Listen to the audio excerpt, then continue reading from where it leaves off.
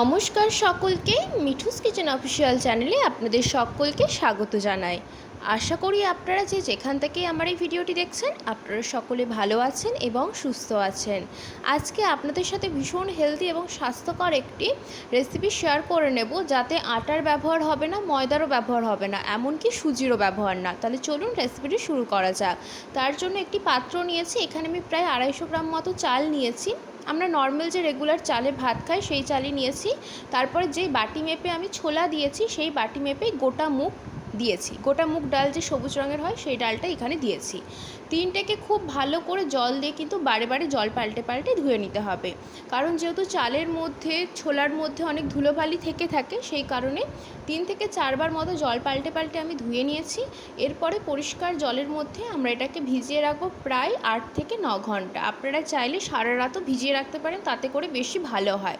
আমি এখানে 8 ঘন্টা মতো ভিজিয়ে রেখেছিলাম। একটু ভালো করে মিশিয়ে নিয়েছি, ততক্ষণে এটা ভিজুক। আমরা একটা চাটনি বানিয়ে নিই এটা দিয়ে খাওয়ার জন্য। তার জন্য মিক্সিং জারের মধ্যে আমি নিয়েছি 1 বাটি কোরানো নারকেল। আপনারা চাইলে এখানে যে শুকনো নারকেলের পাউডার পাওয়া যায় সেটাও নিতে পারেন। তারপরে দিয়ে দিয়েছি 1 বাটি চিনেবাদাম খোসা সমেত। কয়েকটা আমি এখানে দিয়েছি কাঁচা লঙ্কা, যে যেমন ঝাল খেতে পছন্দ করেন সেই মতো দেবেন। এখানে দিয়েছি ধনেপাতা এবং 2 টুকরো আদা। সামান্য পরিমাণ জল দিয়ে খুব সুন্দর একটা থকথকে চাটনির পেস্ট আমরা তৈরি করে নিয়েছি। এরপরে চাটনিটা একটি পাত্রের মধ্যে আমি এখানে ঢেলে নিচ্ছি। তারপরে মিক্সিং জারের মধ্যে একটু জল দিয়ে সেই জলটাও এখানে দিয়ে দিয়েছি। যেহেতু চাটনিটা অনেকটা পরিমাণে গাঢ় রয়েছে, একটু পাতলা করার প্রয়োজন রয়েছে। কনসিস্টেন্সিটা আপনাদেরকে দেখিয়ে দিচ্ছি, ঠিক এরকম হবে। তারপরে গ্যাসেতে বসিয়ে দিয়েছি একটা তারকা প্যান, তার মধ্যে দিয়েছি বড় চামচের 2 চামচ মতো এখানে সাদা তেল। আপনারা অতি অবশ্যই চাইলে সর্ষের তেল দিতে পারেন। দিয়েছি 3টে শুকনো লঙ্কা। শুকনো লঙ্কাটা একটু ভাজা হয়ে আসলে ছোটো চামচের 1 চামচ দিয়েছি গোটা সর্ষে, কালো সর্ষে যেটা হয় সেই সর্ষেটা দিয়েছি। তারপরে দিয়ে দেবো হাতের 1 মুঠো কারি পাতা। এটা দিয়ে আমরা চাটনির মধ্যে একটা তারকা লাগিয়ে নেব, এতে করে চাটনিটার টেস্ট আরও বেশি এনহ্যান্স হবে। আর এখানে 3টে শুকনো লঙ্কা দিয়েছি, যেহেতু পেস্ট করার সময় 2টো কাঁচা লঙ্কা দেওয়াই ছিল। বেশি পরিমাণে লঙ্কা দিলে একটু ঝাল হয়ে যাবে, সেই কারণে এখানে আমি 3টে শুকনো লঙ্কা দিয়েছি। ঝাল যদি কেউ বেশি খেতে পছন্দ করেন তাহলে বেশি পরিমাণে এখানে লঙ্কাটার ব্যবহার করতে পারেন। দিয়ে খুব ভালো করে আমি এখানে মিশিয়ে নিচ্ছি। কনসিস্টেন্সিটা দেখে আপনারা বুঝতে পারছেন কতটা পরিমাণে গাঢ় রয়েছে। এই চাটনিটা দিয়ে অনেক কিছু নাস্তা আপনারা চাইলে খেতে পারেন, ভীষণই ভালো লাগে। নারকেল বাদামের চাটনি খুবই সহজ একটি রেসিপি আপনাদের সাথে আজকে শেয়ার করে নিচ্ছি। আর আমাদের কিন্তু এখানে চাল, ছোলা, গোটা মুগ খুব ভালো করে ভেজানো হয়ে গিয়েছে। আপনাদেরকে দেখিয়ে দিচ্ছি, দেখুন খুব সুন্দর করে কিন্তু জিনিসগুলো ভিজে গিয়েছে। ঠিক এই পর্যায়ে আমি এখানে মিক্সিং জারের মধ্যে 3 থেকে 4 হাতা মতো মিশ্রণটা নিয়ে নিচ্ছি। মানে আমরা যেটা ভিজিয়ে রেখেছি চাল, ছোলা, মুগ, সেই মিশ্রণটা নিয়ে নিচ্ছি। একেবারে তো পুরোটা বাটা যাবে না, বারে বারে করে 2 থেকে 3 বারে করে আমাকে এটা বাটতে হবে, যেহেতু অনেকটা পরিমাণে রয়েছে। তারপরে দিয়ে দিয়েছি 2 থেকে 3 হাতা মতো জল।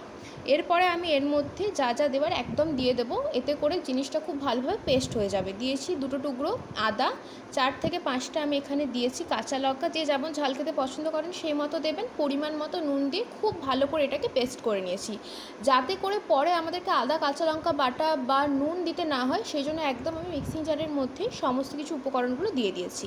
দেওয়ার পরে আপনাদেরকে কনসিস্টেন্সিটা দেখিয়ে দিচ্ছি, দেখুন খুব বেশি গাঢ় হবে না, আবার খুব যে বেশি পাতলা হবে তেমনটাও না, ঠিক এরকম কনসিস্টেন্সি থাকবে। তারপরে আমরা এখানে একটা তাওয়া বসিয়ে দিয়েছি। তাওয়াটা খুব ভালো করে গরম হয়ে আসলে দিয়ে দিয়েছি 1 চামচ মতো তেল। সাদা তেল অতি অবশ্যই করে দিয়েছি। তেলটা খুব ভালো করে গরম করে নিতে হবে। তারপরে একটা ব্যাটার আমি এখানে একটা বাটি মেপে বা একটা কাপ মেপে ব্যাটারটা দিয়ে দেব। তারপর যেভাবে আমরা গোলা রুটি বা পাটিসাপটা করে থাকি, ঠিক সেইভাবে একটা তালপাতার সাহায্যে এইভাবে মিশ্রণটাকে মেরে দিতে হবে, যাতে করে খুব সুন্দরভাবে গোলাকার হয়। আর ভীষণই হেলদি একটি রেসিপি, বাচ্চাদেরকে চাইলে টিফিনেও বানিয়ে দিতে পারেন বা সকালে জল খাবারে, এমনকি রাতের ডিনারও বানিয়ে খেতে পারেন। ভীষণই হেলদি, স্বাস্থ্যকর। সবসময় আটা, ময়দা, সুজির খাবার খেতে ভালোও লাগে না, বিশেষত ময়দা তো স্বাস্থ্যের পক্ষে একদমই খাওয়া উচিত না, আমাদের ছোট থেকে বড় কারোরই উচিত না। এইভাবে কিন্তু মাঝে মধ্যে একটি টিফিন রেসিপি তৈরি করে নিতে পারেন, বাচ্চারাও বেশ খেয়ে পছন্দ করবে। যখন ওপরটা একটু ড্রাই হয়ে আসবে আমি এখানে খানিকটা পরিমাণ তেল দিয়ে দিয়েছিলাম, দেখুন কত সুন্দরভাবে কিন্তু তাওয়া ছেড়ে উঠে আসছে। অপর দিকটা উল্টে দিয়েছি, যাতে অপর দিকটাও আমাদের খুব ভালো করে ভাজা হয়ে যায়। এইভাবে কিন্তু আমি এখানে একটা আমাদের নাস্তা রেডি হয়ে গিয়েছে, বা টিফিন রেসিপি যেটাই বলুন না কেন, খুব সুন্দরভাবে কিন্তু রেডি হয়ে গিয়েছে। আমি এখানে সেম পদ্ধতিতেই আবারও 1 চামচ সাদা তেল দিয়ে দিয়েছি। তেলটা খুব ভালো করে গরম করে নিয়েছি। তারপর একটা বাটি মেপে, যেই বাটি মেপে আমি প্রথমবার দিয়েছিলাম সেই বাটি মেপেই ব্যাটারটা দেবো।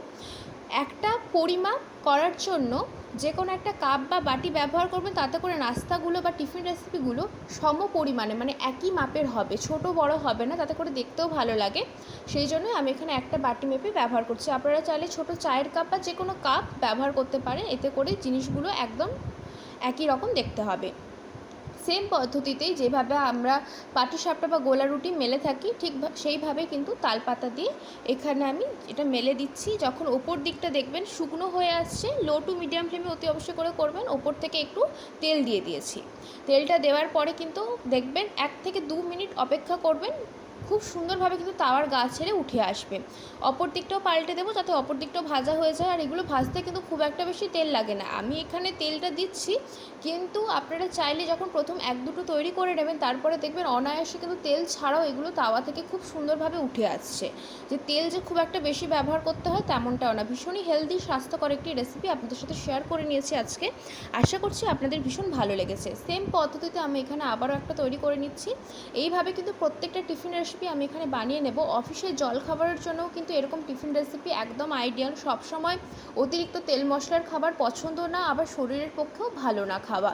তাই মাঝে মধ্যে এরকম হালকা পাতলা খাবার যদি হয়, টিফিনের জন্য ভীষণ ভালো হয়, খেয়ে পেটও ভরে এবং বেশ টেস্টিও খেতে হয়। আমি কিন্তু ওখানে ওপর থেকে সামান্য পরিমাণ তেল দিয়ে দিয়েছি। যখন ওপর দিকটা শুকনো হয়ে আসছে, তখন আমি এখানে অপর দিকটা পাল্টে দেবো, যাতে করে অপর দিকটা খুব ভালো করে ভাজা হয়ে যায়। এদিকে আমি এখানে প্রত্যেকটা নাস্তা বা টিফিন রেসিপি এইভাবে ভেজে নিয়েছি।